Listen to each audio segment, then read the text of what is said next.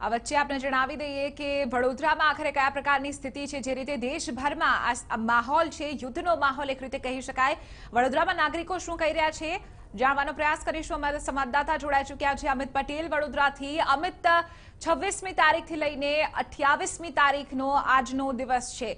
ખાસ કરીને તમામ ગતિવિધિઓ તેજીથી બદલાઈ રહી છે અને દેશમાં પણ એક રીતે લોકો એ ઈચ્છી રહ્યા છે કે જડબાતોડ કાર્યવાહી પાકિસ્તાનની સામે કરવામાં આવે। મહત્વની વાત છે કે એક રીતે જે પણ કાર્યવાહી થઈ રહી છે જવાનો તરફથી, જવાનો અહીં આ કાર્યવાહી કરી રહ્યા છે, શું ભાવના લોકોની રહી છે?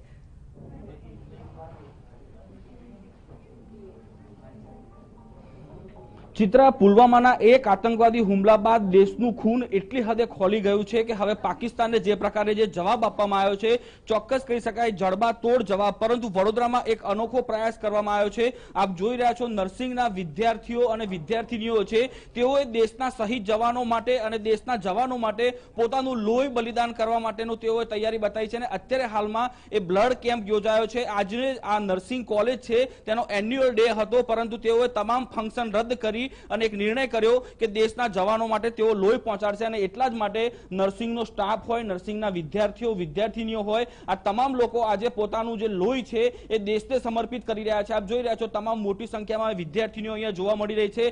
ખાસ કરીને અકોટાના ધારાસભ્ય પણ અહીંયા ઉપસ્થિત છે। આપણે વિદ્યાર્થીનીઓ સાથે વાત કરી અને જાણીએ કે તેઓ કેમ આ વસ્તુ કરી રહ્યા છે। મેડમ, સૌપ્રથમ તમારા પાસેથી આજનો આ જે પ્રયાસ છે દેશના જવાનો માટે, જે જવાનોએ દેશ માટે લોહી વહાવ્યું, આજે એ જ જવાનોની મદદે આપણા દેશના યુવાનો છે, શું કહેશો?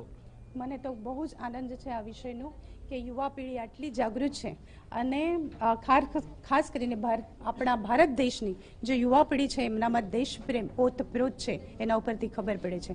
અને ખાસ કરીને નર્સિંગના વિદ્યાર્થીઓનો આજે એકચ્યુઅલી એન્યુઅલ ડે હતું અને ખાસ કરીને મને કહેવામાં આવ્યું કે અકોટાના વિધાનસભાના ધારાસભ્ય તરીકે આ પ્રેઝમલાભાઈ બિલકુલ તમારી જોડે છું। નર્સિંગની વિદ્યાર્થીઓ જ્યારે બ્લડ ડોનેટ કરતા હોય અને જોડે જોડે હો જાઓ તૈયાર કરીને નર્સિંગનું સમજો કે દેશ સામે કંઈ આપત્તિ આવી તો એના માટે પણ એમને તૈયારી બતાવી છે કે પોતે એ યોગદાન બોર્ડર ઉપર જઈ કંઈ થાય તો એ પોતાની સર્વિસ આપવા માટે થઈ જવાના છે। બિલકુલ, તમે શું કહેશો? આજે જે તમે તમારું જે લોહી આપી રહ્યા છો દેશના જવાનો મદદ કરવા, કેવી લાગણી થઈ રહી છે?